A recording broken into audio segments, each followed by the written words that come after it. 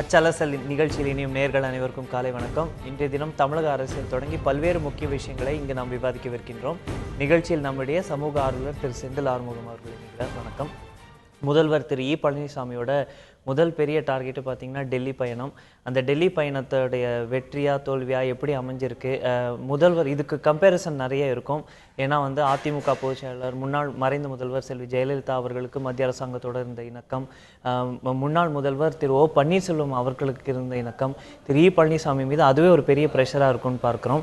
அது மட்டும் இல்லாமல் பல்வேறு திட்டங்கள் கிடப்பில் போடப்பட்டிருக்கு. இன்னும் பல்வேறு எதிர்பார்த்த திட்டங்கள் இன்னும் நிறைவேறலை. வறட்சி நிவாரணம், வெள்ள நிவாரணம், இது போன்ற விஷயங்கள், நீட் தேர்வு. ஸோ நிறைய ஒரு பெரிய விஷ்லிஸ்டோட முதல்வர் போயிட்டு வந்திருக்காருங்கிறது தான் பார்க்குறோம். அவருடைய இந்த பயணம் வெற்றியா தோல்வியா, இதை நம்ம எப்படி பார்க்குறோம்? வெற்றியா தோல்வியாங்கிறது தமிழக அரசு கொடுத்த கோரிக்கை. முதல்வர் 106 பக்கத்துக்கு கோரிக்கை எடுத்திருக்காரு. அதில் அரசாங்கம், மத்திய அரசாங்கம் எந்த அளவுக்கு நடவடிக்கை எடுக்க போகுது அதுலேருந்து தான் நமக்கு தெரிய வரும். இதை இப்போதைக்கு எப்படி பார்க்க வேண்டியிருக்குதுன்னா, புதிதாக ஒரு முதல்வர் பதவியேற்றிருக்கிறார். பொதுவாக நம்ம அரசியல் சம்பிரதாயப்படி ஒரு முதல்வர் பதவியேற்றவுடன் என்னென்னா, என்னென்ன திட்டங்கள் எல்லாம் பின்தங்கியுள்ளதோ, என்னென்ன திட்டங்கள் நிறைவேற்றப்படாமல் உள்ளதோ அது குறித்த கோரிக்கை லிஸ்ட் மத்திய அரசு போய் கொடுக்கறது யதார்த்தம். இதில் கூடுதலாக 2 நாள் அங்கே தங்கி இருந்து 3 மத்திய அமைச்சர்களை சந்திச்சு பார்த்து கொடுத்திருக்காரு. அதுதான் துறை சார்ந்த பல்வேறு முக்கியமான 3மே முக்கியமான துறை தான், எதுவும் குறை சொல்வதற்கு. ரவிசங்கர் பிரசாத்தை சந்திச்சதாகட்டும், வெங்கையா நாயுடு சந்திச்சதாகட்டும், நிதின் கட்கரி, 3மே முக்கியமான துறைகள். அது குறிப்பாக அந்த மதுரவாயல் துறைமுகம் திட்டம் ஒரு அரசியல் காரணங்களுக்காக ஒரு பொதுமக்களுக்கு மிக அவசியமான ஒரு திட்டம். எந்த அளவுக்கு தள்ளி போயிட்டு இருக்குமோ அந்த அளவுக்கு தள்ளி போன திட்டம் அது. திட்ட மதிப்பீடே அதிகமாயிட்டே இருக்கு. அது நிறைவேறாத காரணத்தினால அதிகமாயிட்டே இருக்கு. பாரத பிரதமர் தொடங்கி வச்ச திட்டம் இது. ஆனால் பல்வேறு அரசியல் காரணங்களால் அது தள்ளி தள்ளி போயிட்டு இருந்தது. இப்போவாவது தமிழக அரசு முன் நாங்கள் இதை மத்திய அரசோட இணைந்து நின்று இதை செயல்படுத்துவதற்கு தயாராக இருக்கிறோம் அப்படின்னு முன் வந்ததே நம்ம வரவேற்கலாம் இப்போதைக்கு. ஏன்னா பெரும்பாலான அந்த அடிப்படை கட்டமைப்பு சார்ந்த திட்டங்களில் விரைந்து செயல்படுத்தணும். ஆக்சுவலி பார்த்தீங்கன்னா, நம்ம தமிழக அரசு சார்பாக வைத்திருக்கக்கூடிய கோரிக்கைகளில் இன்ஃப்ராஸ்ட்ரக்சர் டெவலப்மெண்ட் பிரதான இடத்தை பிடிக்கிறதுன்னு பார்க்குறோம். ஒரு ஈசிஆர் 4 வழி சாலையாக மாற்றுறதா இருக்கலாம், இல்லை தமிழகத்தில் இருக்கக்கூடிய பல சாலைகள் தேசிய சாலைகளாக மாற்றப்படணுன்ற கோரிக்கையாக இருக்கலாம், இல்லை சென்னை மதுரை போன்ற நகரங்களுக்கு அவுட்டர் ரிங் ரோட்ஸ் கேட்டதாக இருக்கலாம். ஸோ இன்ஃப்ராஸ்ட்ரக்சர் டெவலப்மெண்ட்க்கு முக்கியத்துவம் கொடுக்குறாங்கன்னு எடுத்துக்கலாமா? கண்டிப்பாக. ஏன்னா இன்னைக்கு ஒரு வகையில் என்னென்னா, பல்வேறு வகையான அதிருப்தி நிலவிட்டு இருக்குது அரசு மீது. அதுக்கு காரணங்கள் பல இருந்தாலும் அப்போ இப்போ இந்த அரசாங்கம் என்ன நினைக்கும்னா, ஏதாவது ஒரு புதிய திட்டங்கள், மக்கள் எதிர்பார்க்கக்கூடிய திட்டங்கள், மக்கள் அடிக்கடி இந்த திட்டங்கள் எல்லாமே பார்த்தீங்கன்னா மக்கள் அதிகம் பயன்படுத்தக்கூடிய ஒரு திட்டமாக, நேரடியாக அவர்கள் பயன் தரக்கூடிய திட்டமாக இருக்கும். அப்போ குறைஞ்சபட்சம் இந்த அதிருப்தியை போக்குறதுக்காக ஏன்னா தமிழக அரசாங்கத்துக்கு நிதி இல்லை, இது எல்லாமே அதிக நிதி பிடிக்கக்கூடிய திட்டங்கள். இதுக்கு கண்டிப்பாக மத்திய அரசு ஒத்துழைச்சால் தான் இந்த திட்டங்கள் எல்லாம் நிறைவேற்ற முடியும். ஒரு வகையில் அனுமதி தர வேண்டியிருக்கும், இன்னொன்று நிதி தர வேண்டியிருக்கும். நமக்கே தெரியும், மத்திய அரசுக்கு ஒரு திட்டத்துக்கான ஃபைல் அனுப்பிச்சோம்னா அது மாத கணக்குகள் கூட ஆகும், வருடக்கணக்கில் கூட ஆகும் அனுமதி கிடைக்கிறதுக்கு. அப்போ இப்போ இவங்க சொல்லியிருக்க இந்த ஈசிஆர் 4 வழி சாலை ஆகட்டும், மீது அனைத்து திட்டங்களுமே மத்திய அரசு கை கொடுத்தாகணும். தமிழக அரசுத்தோட ஒரே இது என்னன்னா, எப்படியாவது மக்களிடம் இருக்கக்கூடிய ஒரு அதிருப்தியை போக்குவதற்கு இந்த மாதிரியான ஒரு கட்டமைப்புகளை கொண்டு வந்தாகணும் அப்படின்னு விரும்புகிறாங்க. கட்டமைப்பில் முக்கியத்துவம் பெறுறது. இன்னொன்று பார்த்தீங்கன்னா, சென்னைக்கு 2வது ஃபேஸ் மெட்ரோ, இது போன்ற விஷயங்களும் இருக்குது. நம்மளுடைய விவாதத்தை தொடங்குறதுக்கு முன்னாடி முதல்வர் பழனிசாமி அவர்கள் அவர் தெரிவித்த கருத்துக்களை பார்த்துவிட்டு விவாதத்துக்குள் மீண்டும் செல்வோம். அருகில் 2 கப்பல்கள் மோதியதால் ஏற்பட்ட எண்ணெய் கசிவினால் மீனவர்களுக்கு ஏற்பட்ட வாழ்வாதார பாதிப்புக்கு நிவாரணத்தை சம்பந்தப்பட்ட கப்பல் நிறுவனமிருந்து விரைவாக நஷ்டஈடு பெற வழங்க கோரிக்கை விடுத்தேன், ஆவணம் செய்ததாக தெரிவித்துள்ளார்கள். தமிழக மாணவ மாணவியின் நலன் கருதி நீட் தேர்விலிருந்து விலக்களிக்க தமிழக சட்டமன்றத்தில் சமீபத்தில் நிறைவேற்றப்பட்ட தேசிய தகுதி மற்றும் நுழைவுத் தேர்வுக்கான நீட் சட்டமுன் வடிவிற்கு மத்திய அரசின் ஒப்புதலை விரைவில் தரவும் தஞ்சாவூரில் திமுகவின் செயல் தலைவரும் தமிழக சட்டப்பேரவை எதிர்க்கட்சி தலைவருமான திரு மு க ஸ்டாலின் அவர்கள் பெரியார் திடலுக்கு அஞ்சலி செலுத்த வந்து கொண்டிருக்கிறார். இன்றைய தினம் அவருடைய பிறந்த நாள். செயல் தலைவர் ஆன பிறகு முக்கிய அறிவிப்புகள், முதல் பிறந்த நாள் என்று பார்க்கிறோம். முக்கிய அறிவிப்புகள் என்ன இருக்கும்? இப்பொழுது இருக்கக்கூடிய அரசியல் சூழ்நிலை, அவருடைய கருத்துக்கள் முக்கியத்துவம் பெறுவதால் அவர் என்ன கூறவிருக்கிறார் என்று ஆர்வம் பெருத்த அளவுக்கு இருக்கின்றதை நாம் பார்க்கிறோம்.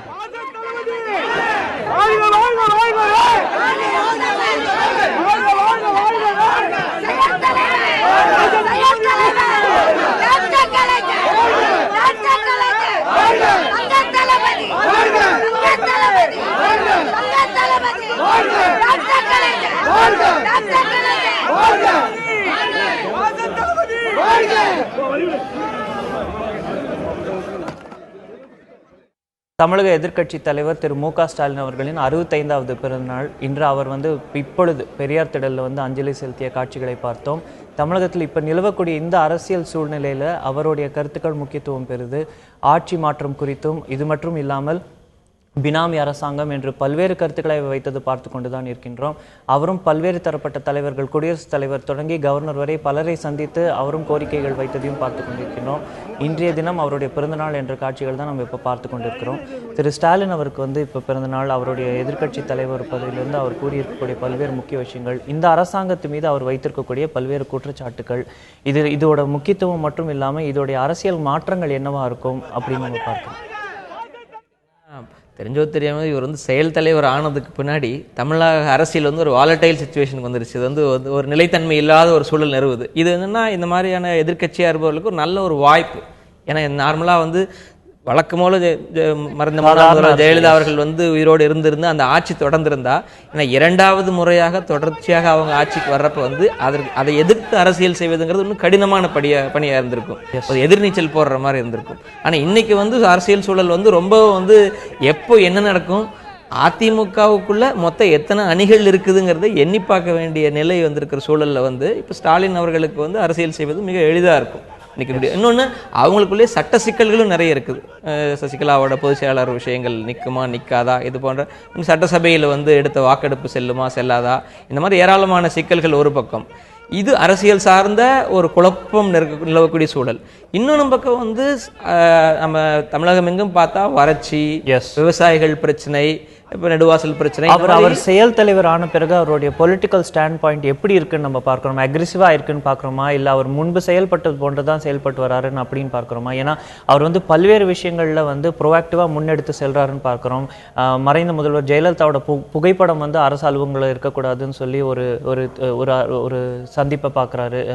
அது மட்டும் இல்லாமல் எதிர்க்கட்சி தலைவராக இருந்து இந்த ஆட்சி மீது வரிசையாக குற்றச்சாட்டுகள் வைக்கிறாரு. இதுக்கு எல்லாரும் அக்செப்டன்ஸும் இருக்குது, ஒரு ரிக்ரெஷனும் இருக்குது. இதை நம்ம எப்படி எடுத்துக்கிறோம்? அதாவது காலகாலமாக கருணாநிதி அவர்கள் ஆக்டிவாக இருந்த காலகட்டத்திலிருந்து சமூகத்தில் இருக்கக்கூடிய எந்த ஒரு முக்கிய பிரச்சனைகளுக்கும் அவர்கள் கருத்து தெரிவிக்காமல் அல்லது அந்த நிலைப்பாடுகள் எடுக்காமல் இருந்ததில்லை. ஏன்னா தவிர்க்க முடியாத சக்திகளாக திமுகவும் அதிமுகவும் வந்திருந்திருக்கு. அதன் தொடர்ச்சியாக தான் இப்போ நம்ம பார்க்க வேண்டியிருக்குது.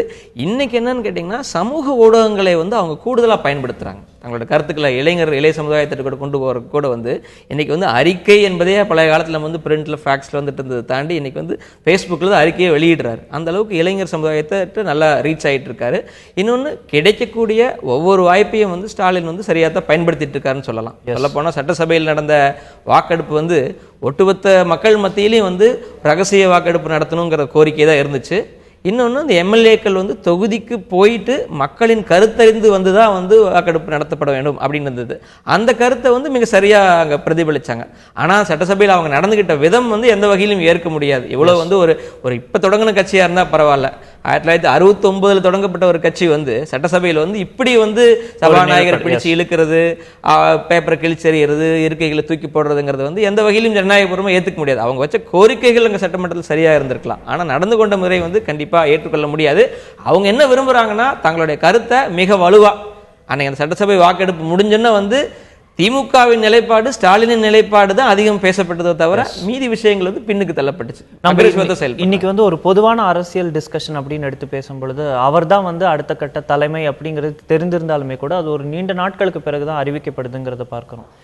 அவர் எதிர்க்கட்சி தலைவராக எப்படி செயல்படுறாரு போன்ற அரசியல் கருத்துக்கள் ஒரு பக்கம் இருக்க, கட்சியை எப்படி நடத்தி செல்றாரு அப்படிங்கிற கருத்துக்கள் எடுத்து பார்த்தோம் அப்படின்னா கட்டுப்பாடோட தான் போகுது அப்படின்னு பார்க்குறோமா? டிசென்ட் எல்லாம் எதுவும் பெருசாக இல்லை. அவர் தான் ஒரு யுனானிமஸ் லீடர்னு அக்செப்ட் பண்ணிட்டாங்கிறது வெட்ட வெளிச்சமாயிடுச்சுன்னு எடுத்துக்கிறோமா? தவிர்க்க முடியாத சக்தியை, 2வது சக்தியாக அவர் தான் வந்துட்டு இருக்காருங்கிறதுல மாற்று கருத்து இல்லை. ஏன்னா தொடர்ச்சி அவரோட செயல்பாடுகள் அது நிரூபணம் பண்ணியிருக்கு. ஆனால் முழு கட்டுப்பாட்டில் வச்சிருக்காரா என்னங்கிறது இனிமேல் தான் தெரிய வரும். குறிப்பாக சட்டசபை நிகழ்வை எடுத்து பார்த்தாலும் உறுப்பினர்கள் ஒரு மாதிரி நடந்துக்கிறாங்க. உடனே சபாநாயகர்கிட்ட போய் மன்னிப்பு கேட்குறாரு. இது நடந்ததுக்கு வருத்தம் தெரிவிக்கிறோம், அப்படி நடந்திருக்க கூடாதுன்னு சொல்கிறாரு. அப்போ இவரோட கட்டுப்பாட்டை தாண்டி நடந்துச்சா என்னங்கிறது ஒரு கேள்வி எழுது. ஏன்னா இன்னும் வரக்கூடிய காலங்களில் தான் இன்னும் கூடுதலான அந்த கிரிப், கட்சியோட கட்டுப்பாடு அவர்கிட்ட இருக்குதா இல்லையாங்கிறது இன்னும் வருங்காலம் தான் தெரியும். ஆனால் இப்போதைக்கு வரைக்கும் முன்னாடி கூட அழகிரியா ஸ்டாலினாங்கிற அந்த ஒரு விவாதம் இருந்தது. இப்போ எங்கேன்னு பார்த்தீங்கன்னா அழகிரி எங்கே இருக்கார் அப்படிங்கிற ஒரு கேள்வி தான் இருக்குது. இப்போ தமிழ்நாட்டில் திமுக அப்படின்னா அது ஸ்டாலின், ஏன்னா இன்னைக்கு வந்து கருணாநிதி அவர்கள் வந்து வயது காரணமாக வந்து ஆக்டிவாக செயல்பட முடியாத சூழல் இருக்குது. இன்னொன்று வந்து இவர் வந்து முன்னாடி இருந்தே தொடர்ச்சியாக தன்னை கருணாநிதியுமே வந்து இவரை வந்து தெளிவாக முன்னிலைப்படுத்தி வந்தார். இவர் தான் தன்னுடைய அடுத்த வாரிசுங்கிற மாதிரி முன்னிலைப்படுத்தி வந்தார். அந்த வகையில் வந்து ஆக்டிவாக தான் செயல்பட்டு இருக்காரு. நாம் பார்த்து கொண்டிருக்கக்கூடிய காட்சிகள் திமுகவின் செயல் தலைவரும் சட்டசபை எதிர்க்கட்சி தலைவரான திரு மு க ஸ்டாலின் அவர்கள் அவருடைய பிறந்த நாளை ஒட்டி பெரியார் திடலில் அஞ்சலி செலுத்த இருக்கக்கூடிய காட்சிகளை பார்த்து கொண்டிருக்கிறோம். அவருக்கு நிகழ்ச்சி வாயிலாக எங்களுடைய பிறந்தநாள் வாழ்த்துக்களையும் தெரிவித்துக் கொள்கிறோம். அமெரிக்க அதிபர் டொனால்ட் ட்ரம்பின் முதல் உரை பார்க்கிறோம். அவருடைய இப்போ நடந்து கொண்டிருக்கிறது. அங்கே இருக்கக்கூடிய அமெரிக்க நாடாளுமன்றத்தில் அவரோட உரை நடந்து கொண்டிருக்கிறது. அதோட முக்கிய சாராம்சங்கள் இதுவரைக்கும் அவர் பேசினது பார்த்தா பெரிய அளவுக்கு ரேசிசம் பற்றியும் இல்லை ரேஸ் அட்டாக்ஸ் பற்றியும் தான் பேசியிருக்காருங்கிறத பார்க்கிறோம். அவருடைய கேம்பெயினே பார்த்தீங்கன்னா டிவிசிவா அப்படிதான் இருந்தது அப்படின்னு நம்ம பார்க்கிறோம். அந்த ஒரு போல் பிளாங்க்ல தான் அவர் ஜெயிச்சு வந்தாருங்கிறதே எல்லாரும் பார்க்கிறோம். வந்த உடனே அதிபருடைய அதிரடி முடிவுகள் அப்படின்னு பார்த்தா கூட ஒரு சில நாடுகள்ல இருந்து வரக்கூடியவர்களுக்கு தடை விதித்தது, இது போன்ற விஷயங்கள் தான். ஸோ இமிக்ரேஷன் வந்து ஒரு பெரிய இஷ்யூவாக தான் இப்போ அமெரிக்காவில் இருக்குது அப்படிங்கிறத எடுத்து பார்க்கும்பொழுது டொனால்ட் ட்ரம்ப்போட இந்த உரையோட இந்த சாராம்சத்துல இருந்து நம்மளுக்கு என்ன வெளிப்படுதுன்னு பார்க்குறீங்க? நீங்கள் தெளிவான அந்த வார்த்தை சொன்னீங்க, பிரிவினை, டிவிசிவ். இப்போ அவங்க ஆட்சிக்கு வந்ததே அந்த மாதிரியான கருத்துக்களை விதைச்சு தான் வந்திருக்காரு.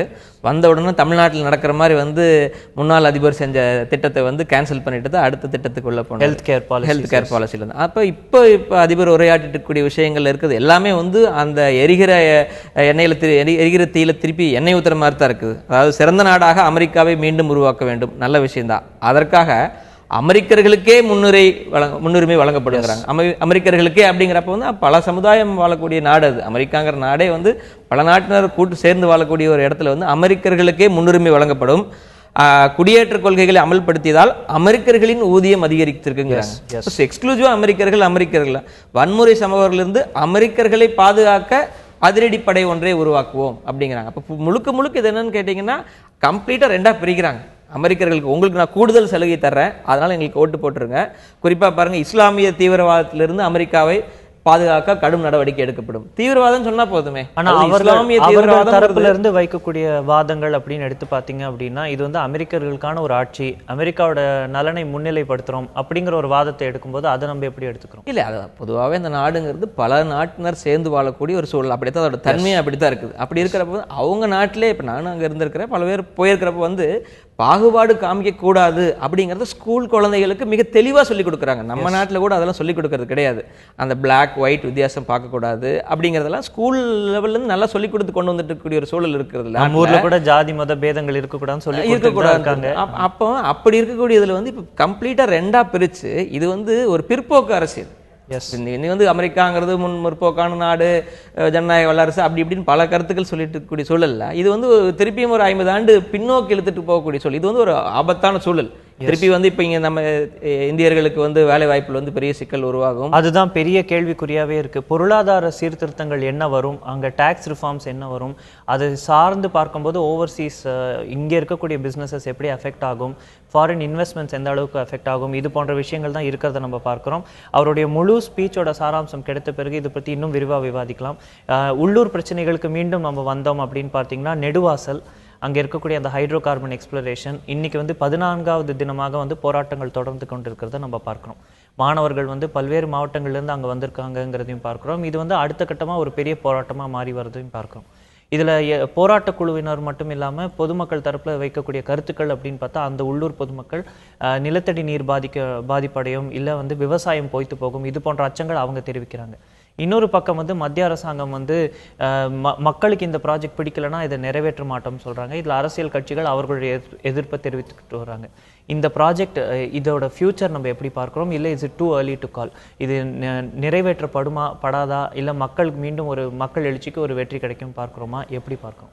இல்லை, இன்றைக்கி இருக்கக்கூடிய சூழலில் கண்டிப்பாக இந்த திட்டம் தொடர்றதுக்கான வாய்ப்பு இல்லை. அந்த அளவுக்கு மக்களிடமும் இளைஞர்களிடமும் மாணவர்களிடமும் பெரிய எழுச்சி இருக்குது. இதுதான் இன்னைக்கு யதார்த்த நிலை.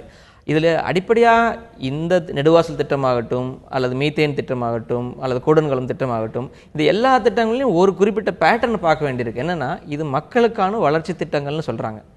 ஆனால் மக்களுக்கு அது குறித்த புரிந்துணர்வையோ விழிப்புணர்வையோ ஏற்படுத்துறதே இல்லை.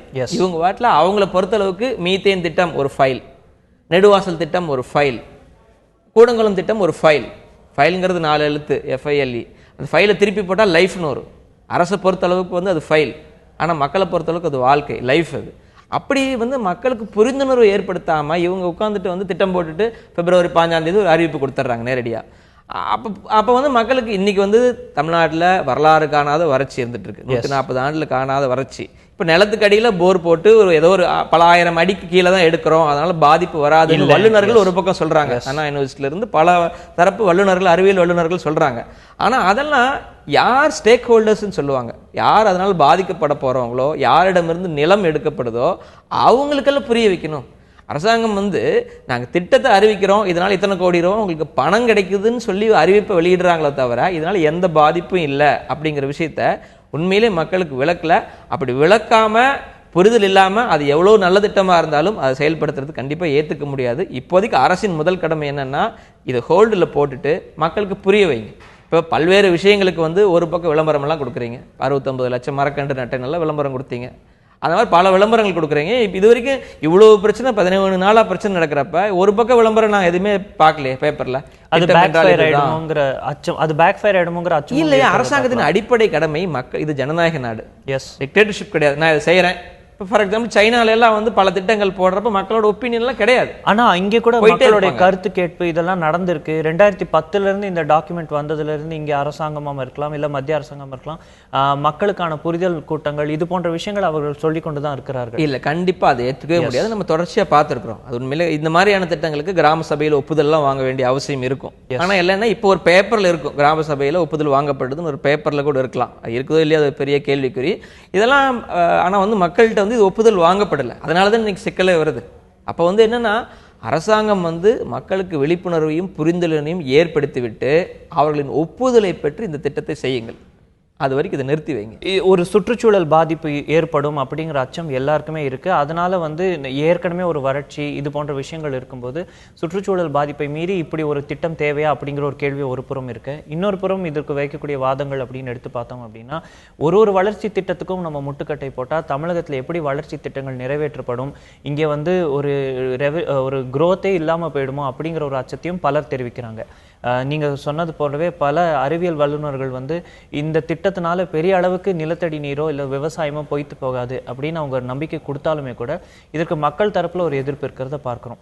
ஸோ இந்த ஒரு ஆஸ்பெக்டை நம்ம எப்படி எடுத்துக்கிறோம்? எல்லா திட்டத்துக்கும் எதிர்ப்பு தெரிவிக்கிறோம் அப்படிங்கிற மாதிரி ஒரு பிக்சர் இது பெயிண்ட் பண்ணுதுன்னு பார்க்குறோமா, இல்லை இது தேவையான ரெசிஸ்டன்ஸ் அப்படின்னு எடுத்துக்கிறோமா? இல்லை, அதாவது என்னன்னா மக்கள் இந்த அளவுக்கு எழுந்து வந்து போராடுறது உண்மையிலே ஒரு புது ட்ரெண்ட் தமிழ்நாட்டில். ஜல்லிக்கட்டுக்கு அப்புறம் இனிமேல் எதுவும் அடித்து உடைக்காம வன்முறையில் ஈடுபடாமல் சாத்வீக முறையில் நாங்கள் ஒன்று கூடி எங்கள் கருத்தை தெரிவிக்கிறோம் முன்வந்து நிற்கிறதுங்கிறது நல்ல ட்ரெண்ட். இது தொடரணும். இது ஒரு பக்கம்.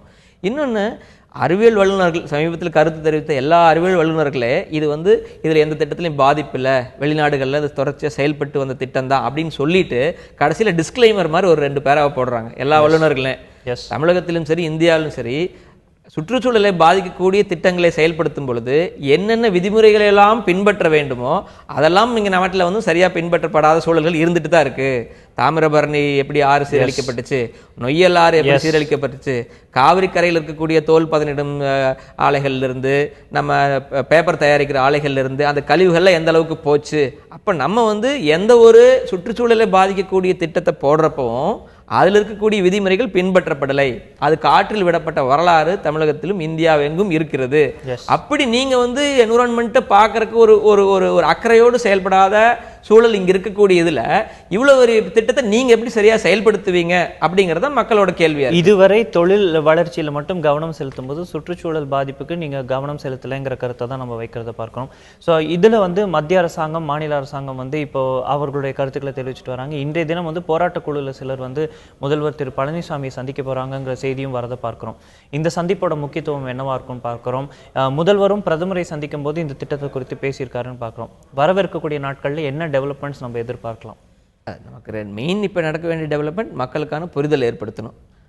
இன்னொரு பக்கம் என்னன்னு கேட்டீங்கன்னா அரசாங்கத்தோட பொதுவான அணுகுமுறை. நாங்கள் பல்வேறு போராட்டங்கள் ஏற்படுத்தினாலும் இன்றைக்கு வந்து இதோட அக்செப்டன்ஸ் இருக்கிற அளவுக்கு மக்கள் மனநிலை இருக்குன்னு பாக்குறீங்க. அது எந்த அளவுக்கு தீவிரமா அரசாங்கம் உண்மையான அக்கறையோட செயல்படுதுங்கிறது பொறுத்து தான். இன்னைக்கு வந்து மெரினால இன்னைக்கு போனாலும் ஜல்லிக்கட்டு போராட்டம் நடத்தின இடத்துல 50 போலீஸ் 100 போலீஸ் நிறுத்திட்டு இன்னைக்கு வரக்கூடிய செய்திகள் வந்து 1000க்கும் மேற்பட்ட வர்றாங்க. அது என்னன்னா 2 அணுகுமுறை இருக்கு. ஒண்ணு, இந்த போராட்டங்கள் எப்படியாவது வெடித்து விடக்கூடாது அதை தடுப்பதற்கான முன்னெச்சரிக்கை நடவடிக்கைகள், காவல்துறை சார்ந்த நடவடிக்கைகள். இன்னொன்று, மக்கள்கிட்ட ஏன் இந்த திட்டம் கொண்டு வர்றோம், இது இப்படி நீ செஞ்சால் உங்களுக்கு பயனுள்ளதாக இருக்கும், நாங்கள் தற்காலிகமாக நிறுத்தி வச்சுட்டு உங்களுக்கு எக்ஸ்பிளைன் பண்ணுறோம் அப்படிங்கிற அப்ரோச். இந்த 2 அப்ரோச் இருக்குது. இதில் போராட்டங்கள் எங்கும் நடந்து விடக்கூடாது, நெடுவாசலுக்கு உள்ளே போகிற வாகனங்கள்லாம் தடுத்து நிறுத்தி சோதனை செய்கிறது, மெரினால காவலர்கள் நிறுத்துறது, இந்த மாதிரி போராட்டம் வெடித்து விடாமல் இருக்கிறதுக்கு அரசாங்கம் எடுக்கக்கூடிய அக்கறையை புரிதல் ஏற்படுத்துறதுக்கு ஏற்படுத்தல. அதுதான் சிக்கல். சொல்லுவாங்க அடிப்படையில் என்னன்னு கேட்டிங்கன்னா, எரிகிற கொல்லியை எடுக்காமல் கொதிக்கிற ஓலை அடங்காது. எஸ். இப்போ நீங்கள் இங்கே எரிகிற கொல்லிங்கிறது என்னன்னா எனக்கு புரியல. என் ஊர்ல 2000 அடி 3000 அதுதான் பெரிய கேள்வியாவே இருக்கு. இன்னைக்கு இந்த போராட்டம் 14 நாளாக தொடர்ந்து பார்க்கிறோம். பல்வேறு மாவட்டங்கள்ல இருந்து எல்லாரும் போராட்டத்தில் பங்கெடுக்கிறாங்கிறத பார்க்கிறோம். இந்த அளவுக்கு போராட்டம் தீவிரம் அடைஞ்சது பிறகு நீங்க புரிதல் ஏற்படுத்தினாலுமே கூட அதுக்கான அக்செப்டன்ஸ் இருக்கும்னு நம்ம பார்க்கிறோம். இல்லை, அப்படி எக்ஸ்ட்ரீம் கண்டிஷன்ல பேசுறதுன்னா, அப்படி மக்களுக்கு முழு புரிதல் ஏற்படுத்தல, மக்கள்கிட்ட முழு ஏற்பு கொண்டு வர முடியல, அந்த திட்டம் என்ன அப்படிப்பட்ட அவசியம்? இப்போ அது இல்லாதனால இப்போ தமிழ்நாடே செயல்பட முடியாத சூழல் வந்துருமா? அப்படி என்ன மக்கள் ஏற்காத ஒரு திட்டத்தை நீங்க வலிஞ்சு திரிக்க வேண்டிய அவசியம் என்ன? அதுதான் ஒரு கேள்வி.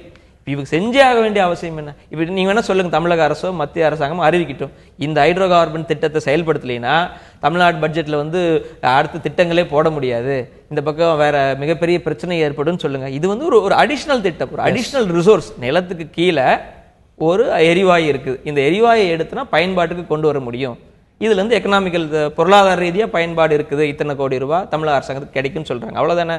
அந்த 30 கோடியோ 40 கோடியோ கிடைக்காம போயிட்டா என்ன பெரிய பாதிப்பு? ஒரு பாதிப்பும் கிடையாது. அப்போ நீங்க சொல்ற பேச்சுக்கே சொல்றனால மக்கள்கிட்ட புரிதல் ஏற்படுத்தலைன்னா அந்த திட்டம் தமிழ்நாட்டுக்கு வேண்டாம். தமிழக அரசியலில் ஒரு பெரும் பரபரப்பை எடுத்தியது முன்னாள் முதல்வர் திரு ஓ பன்னீர்செல்வம் அவருடைய ஒரு முடிவு. அதிமுகவில் பிளவா அப்படிங்கிற அளவுக்கு ஒரு பெரிய எதிர்பார்ப்பு எல்லாரிடையும் ஏற்படுத்திய ஒரு முடிவாக அதை பார்க்குறோம். அவர் தரப்பு எம்பிக்களோ அவரோ அடுத்தது என்ன செய்ய போகிறாங்க அப்படிங்கிற எதிர்பார்ப்பும் பெரிய அளவுக்கு இன்றைக்கும் இருந்துட்டு இருக்கு. அதோட ஒரு முக்கிய டெவலப்மெண்ட்டாக நேற்றைய தினம் பார்த்தோம் அப்படின்னா, அவர் தரப்பு எம்பிக்கள், அவர் ஆதரவு எம்பிக்கள் குடியரசுத் தலைவரை சந்தித்து மறைந்த முதல்வர் ஜெயலலிதா அவர்களுடைய இறப்பில் சந்தேகம் இருப்பது குறித்து நீதி விசாரணை வேண்டும் அப்படிங்கிற ஒரு கோரிக்கை மனு வைக்கிறாங்க.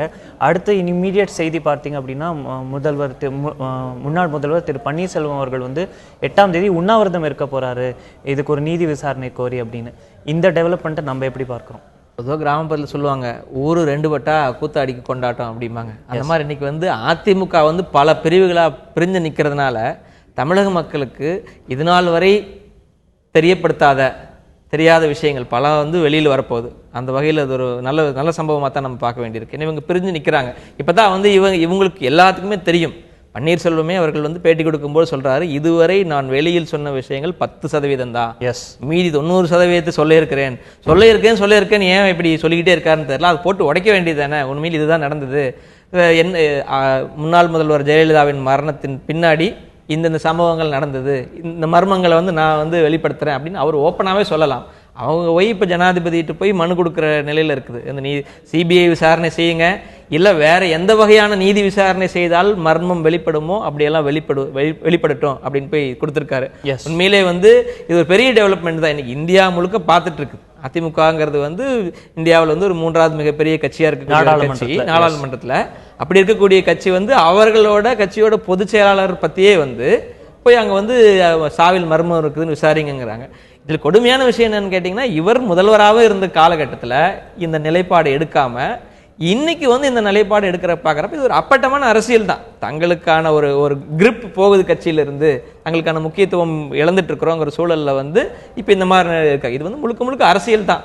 ஆனால் இவர்கள் அரசியல் பிளவுகளால் தமிழக மக்களுக்கு உண்மையில என்ன நடந்தது அப்படிங்கிற விஷயம் வெளிப்படும். இதை ஒரு அரசியல் கண்ணோட்டத்திலே பார்த்தால் கூட இதோட முக்கியத்துவம் இது இந்த ஸ்ட்ராட்டஜிக் மூவை நம்ம எப்படி பார்க்கிறோம்? இது அவர்களுக்கு அட்வான்டேஜா போகும்னு பார்க்கிறோமா, இல்லைன்னா இது நீங்க சொன்ன மாதிரி ஒரு அரசியல் ஸ்டண்டா மட்டும் பார்க்கப்பட்டு விட்டுருவாங்க அப்படின்னு எடுத்துக்கிறோமா? இல்லை, கண்டிப்பா இது அட்வான்டேஜா தான் போகும். ஏன்னா இப்போ மத்திய அரசு இப்போ கூடுதலாக என்ன நடந்துட்டு இருக்குதுன்னா, கிரிப் ஃபுல்லா மத்திய அரசு கையிலையும் ஜனாதிபதி கையிலுக்கும் கொண்டே கொடுக்குற மாதிரி ஒரு சூழல் வந்துட்டு இருக்குது. கண்டிப்பா ஒரு கோரிக்கை தான் வைக்கிறாங்க. அடுத்த கட்டத்தை நோக்கி நகர்ந்தால் நடக்குமாங்கிறது பெரிய கேள்விக்குறிதான். இந்த மாதிரி சம்பவங்கள் அடுத்த கட்டத்தை நோக்கி நகர்ந்தால், உண்மையிலே சிபிஐ விசாரணையோ அல்லது வேற அடுத்த கட்ட விசாரணைகளுக்கு நோக்கி போச்சுன்னா, உண்மையிலே என்னன்னா இவங்க கட்சிக்கே தான் பிரச்சனை. ஸ்டில் இவங்க தான் யார் அதிமுகங்கிற குழப்பம் தான் நடந்துட்டு இருக்குது. என்ன டேமேஜ் நடந்தாலும் அது அந்த டேமேஜுங்கிறது அதிமுகங்கிறது கட்சிக்கு தான். அந்த அதிமுக கட்சி. இப்போ இவங்களே சொல்றாங்க என்னன்னா, இப்போது நடப்பது தமிழக மக்களின் ஆட்சி இல்லை. இப்போ அவங்க தரப்புல சொல்றது இப்போது நடப்பது தமிழக மக்களின் ஆட்சி கிடையாது, ஒரு 122 எம்எல்ஏக்களின் ஆட்சிங்கிறாங்க. இது எவ்வளவு ஒரு கொடுமையான ஸ்டேட்மெண்ட். 122 எம்எல்ஏ, 122 எம்எல்ஏக்களுக்கு யார் ஓட்டு போட்டா? ஜெயலலிதாக்காக ஓட்டு போட்டாங்க, அதிமுகங்கிறதுக்காக ஓட்டு போட்டாங்க. இப்போ இவங்க செய்யற காரணத்தினால அதிமுகங்கிற கட்சியை இவங்களே சிறுமைப்படுத்திக்கிறாங்கிறது தான் யதார்த்தமான நிலை. ஆனா இந்த உண்மையிலே அந்த முன்னாள் முதல்வர் ஜெயலலிதாவின் மரணத்தின் பின்புலத்தில் உள்ள மர்மங்கள் எப்படியாவது வெளிப்பட்டாகணும் தமிழ்நாட்டில். ஏன்னா அது வெளிப்படுறப்ப இன்னும் அடுத்த கட்ட ஒரு பெரிய அரசியல் பிரநிலையுமே அதிமுகக்குள்ள நடக்கும். எஸ், திரு ஓ பன்னீர்செல்வம் அவர்களுடைய அடுத்த கட்ட முடிவு என்னவா இருக்கும் அப்படின்னு எல்லாருக்குமே எதிர்பார்ப்பு இருக்கும்போது ஒரு சுற்றுப்பயணம் மேற்கொள்ள போறாரு, இது போன்ற விஷயங்கள் வந்தது, ஒரு போர்ட்டல் ஒன்று லான்ச் பண்ண போறாங்கிற செய்திகள் வருது. இதெல்லாம் பார்க்கும்பொழுது இதுதான் அவருடைய ஃபர்ஸ்ட் பப்ளிக் அப்பியரன்ஸ் பெருசாக இருக்க போதுன்னு பார்க்குறோம். மார்ச் 8 அன்னைக்கு ஒரு உண்ணாவிரதம், அவருக்கு பப்ளிக் இன்டராக்ஷனுக்கு ஆப்பர்ச்சுனிட்டி இருக்கலாம்னு பார்க்குறோம். மாவட்ட வாரியாக அவர் தரப்பு ஆதரவாளர்களும் இதில் பங்கெடுக்க போறாங்க அப்படிங்கிற ஒரு செய்தி அவர்கள் தரப்புல கொடுக்குறாங்க. இதை ஒரு ஷோ ஆஃப் ஸ்ட்ரென்த்தாக அவங்க பண்ணுறதுக்கு முயற்சிகள் ஏற்கொள்றாங்க அப்படின்னு நம்ம எடுத்துக்கிறோமா? நம்ம என்னைக்கு மெரினா ஜெயலலிதா அவர்களின் சமாதியில் தியானத்தை கலைச்சிட்டு பேசினாரோ அன்னைக்கே அவரோட பப்ளிக் அப்பியரன்ஸ் ஆரம்பிச்சிருச்சு. இதுக்கு முன்னாடி எல்லாம் ஒரு அப்படிப்பட்ட ஒரு வெளிப்படையான ஒரு செய்திகள் பன்னீர்செல்வம் என்றைக்குமே பேசினது இல்லை. ஆனால் அந்த மெரினாவில் பேச ஆரம்பிச்சதில் தொடங்கி இப்போ இன்னைக்கு உண்ணாவிரதம், அந்த உண்ணாவிரதத்துக்கு மதுசூதனன் அவர்கள் காவல்துறை அனுமதி கேட்டப்ப எழுதியிருக்கிற வாசகமே 10,000 தொண்டர்களுடன் நாங்கள் உண்ணாவிரதம் இருக்கிறோம். பொதுவாக சில நேரத்தில் காவல்துறை இந்த மாதிரி கேட்டால் பெர்மிஷன் தர மாட்டாங்க. அப்படி 10,000 பேர் இங்கே இருக்கிறதுக்கு இடம் இல்லைன்னு சொல்லி அதுக்காகவே காவல்துறை அனுமதி மறுத்தாலும் மறுக்கலாம். இன்னைக்கு இருக்கிற சூழல் 10,000 பேர் வரப்போறோம், அந்த ஸ்ட்ரென்த் காமிக்கணும் அப்படின்னு சொல்லி விருப்பப்படுறாங்க. இது உண்மையில் நீங்கள் சொன்ன மாதிரி எங்களுக்கு இவ்வளோ ஆதரவு இருக்குது, நாங்கள் தான் உண்மையான அதிமுக அப்படின்னு நிரூபிக்கிறதுக்கான எல்லா முயற்சிகளும் இவங்க எடுத்துட்டு இருக்கிறாங்க. ஆனால் இன்னும் வரக்கூடிய காலங்களில் தான் இது முழுமையாக இது வரும். ஏன்னா நம்ம அவர் மனம் திறந்து பேசினதுக்கு அப்புறம் அந்த 122 எம்எல்ஏக்கள் கூவத்தூர் ரிசார்ட்லேருந்து வெளியில் வந்துடுவாங்க, அணி மாறதுக்கு வாய்ப்பு இருக்குன்னு எதிர்பார்த்தோம். ஆனால் அது நடக்கல. இந்த நிலைப்பாடுகள்லாம் போக போகத்தான் இதுக்கான விளைவுகள் தெரியும். இந்த ஒரு உண்ணாவிரத போராட்டமோ இல்லை இவர்கள் ஜனாதிபதியை சந்தித்து கொடுத்திருக்கக்கூடிய மனுவோ இது எந்த அளவுக்கு அவர்களுக்கு அரசியல் ஆதாயம் ஏற்படுத்தி கொடுக்கும் என்று பொறுத்திருந்து பார்க்க வேண்டிய ஒரு கட்டாயத்துக்கு தள்ளப்படுகின்றோம். சொத்து குவிப்பு வழக்கில் உச்சநீதிமன்றத்தின் அதிரடி தீர்ப்பு. மறைந்த முதல்வர் ஜெயலலிதா அவர்களுக்கு விதிக்கப்பட்டிருந்த 100 கோடி ரூபாய் அபராதத்தை அவர் மறைவுக்கு பின் யார் கட்டுவார்கள், அதற்கான கட்டாயம் இருக்கின்றதா என்ற கேள்விகள் எழுந்துள்ளன.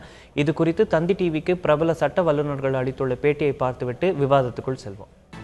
உச்சநீதிமன்றம் அண்மையில் வழங்கிய சொத்து வழக்கு தீர்ப்பில் முன்னாள் முதலமைச்சர் ஜெயலலிதா மரணமடைந்து விட்டதால் தண்டனையில் இருந்து விடுவித்திருந்தது. ஜெயலலிதாவிற்கு சிறை தண்டனை மற்றும் அபராதம் இல்லை என்பதே அதன் பொருள் என கூறப்பட்டது. ஆனால் ஜெயலலிதாவின் அண்ணன் மகன் தீபக் தனது அத்தைக்கு விதிக்கப்பட்ட 100 கோடி ரூபாய் அபராதத்தை தாமே செலுத்தப் போவதாக அறிவித்திருந்தார். தந்தி டிவியின் தலைமை செய்தி ஆசிரியர் ரங்கராஜ் பாண்டேவிற்கு தொலைபேசி மூலம் அளித்த பேட்டியில் அதனை உறுதிப்படுத்தியிருந்தார். வணக்கம் திரு தீபக்.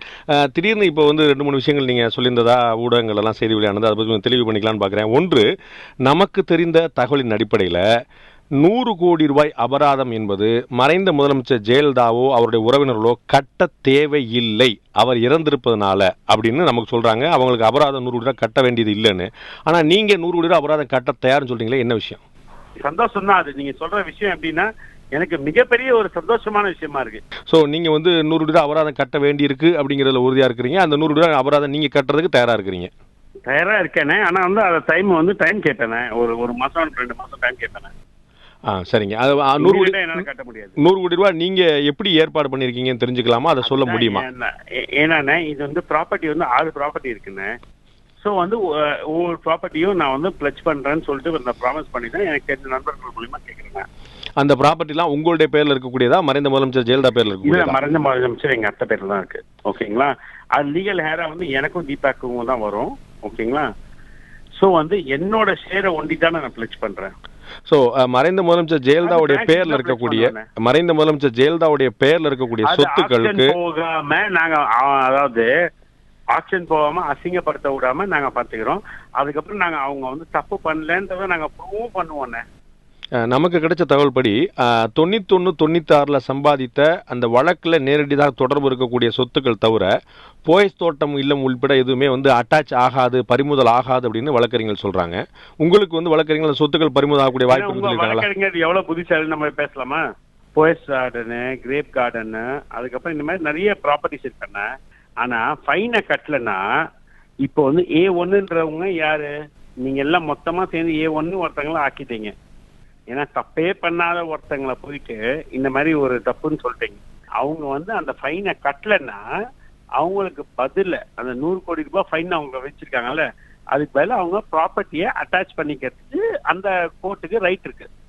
இதான் லா. இதை வந்து உங்க அட்வொகேட் தெரியலன்னு நினைக்கிறேன்னு நீங்க கேட்கலாம். இந்நிலையில் தந்தி டிவியின் டெல்லி செய்தியாளர் அரவிந்துக்கு நேர்காணல் அளித்த மத்திய அரசின் முன்னாள் தலைமை வழக்கறிஞர் சோலி சொராப்ஜி ஜெயலலிதாவிற்கு கர்நாடக சிறப்பு நீதிமன்றம் விதித்த அபராத தொகையை கட்ட வேண்டும் என்று உச்சநீதிமன்றம் யாரையும் நிர்பந்திக்கவில்லை என்று குறிப்பிட்டார். But Supreme Court in the judgment, it has said that the appeals against A1 stand abated. So that does mean that does include also this fine and the sentence, or just the sentence of 4 years? I think only the sentence. To my mind, it is problematic, but I think the sentence, not the fine. Now Jayalalitha's former Tamil Nadu Chief Minister, Jayalalitha's nephew, a person is saying that I am ready to pay 100 crore fine, but Supreme Court should give me at least 6 months time. Is it anyway sensible in the court language? No, he can't do that. If he wants 6 months time, go to the Supreme Court and ask for it. The Supreme Court gives him, that's a different matter. But he can't just say, I'll go to the Supreme Court and ask for 6 months time. Where's the Supreme Court order gave him 6 months time? I think it's rather far-fetched.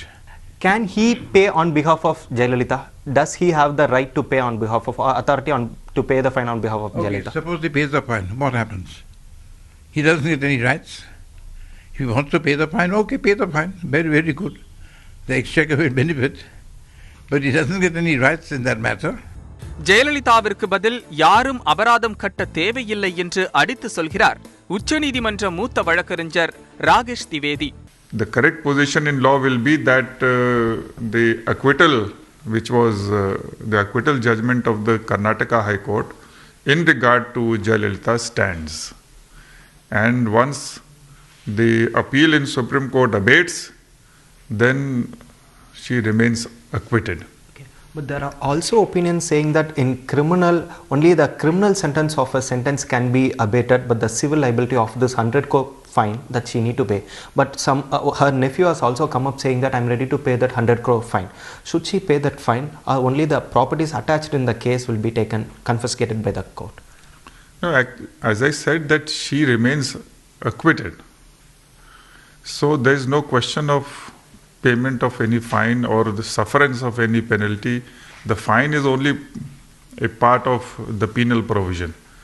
So once she remains acquitted, then there is no question of imposition of any penalty or sufferance of any imprisonment or anything. ஜெயலலிதாவிற்காக யாரும் அபராதம் கட்ட வேண்டும் என்ற பேச்சுக்கே இடமில்லை என்று சொல்கிறார். சொத்து மேல்முறையீட்டு வழக்கில் கர்நாடக அரசு சார்பில் உச்சநீதிமன்றத்தில் ஆஜரான மூத்த வழக்கறிஞர் Siddharth லோத்ரா.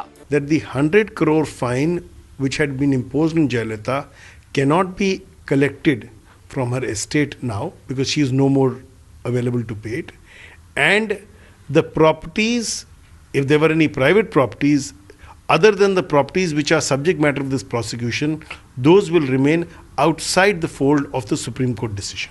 I don't think there is any necessity for anybody to pay any fine because as we have noticed, the appeals have abated.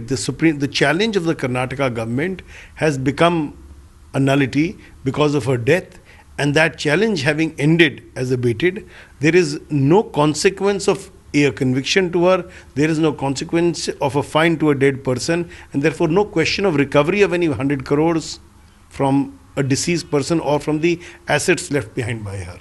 இந்த 100 கோடி ரூபாய் அபராதம் இருக்குதா இல்லையா, அதை கட்ட வேண்டுமா கட்ட வேண்டாமா, இதில் ஒரு பெரிய குழப்பம் இருக்கிறதா பார்க்கணுமா இல்லைன்னா ஒரு தெளிவு கிடைச்சிடுச்சுன்னு பார்க்கணும்? இல்லை, கண்டிப்பாக சோலி சொராப்ஜி அவர் சொல்லப்போ ப்ராப்ளமேட்டிக்ங்கிற வார்த்தையை தான் பயன்படுத்துகிறாரு. கண்டிப்பாக அவர் மரணம் அடைந்து விட்டதால் தான் அவருக்கு தண்டனை கொடுக்கவில்லை. எஸ், இன்னைக்கு சப்போஸ் விடுதலை, இன்னைக்கு குற்றவாளின்னு சொன்னது ஒரு பக்கம் இருக்கட்டும், இப்போ விடுதலைன்னு அறிவிச்சுட்டாங்கன்னு வச்சுங்களேன், முழு விடுதலையும் எல்லாத்துக்குமே பொருந்தும் அல்லவா?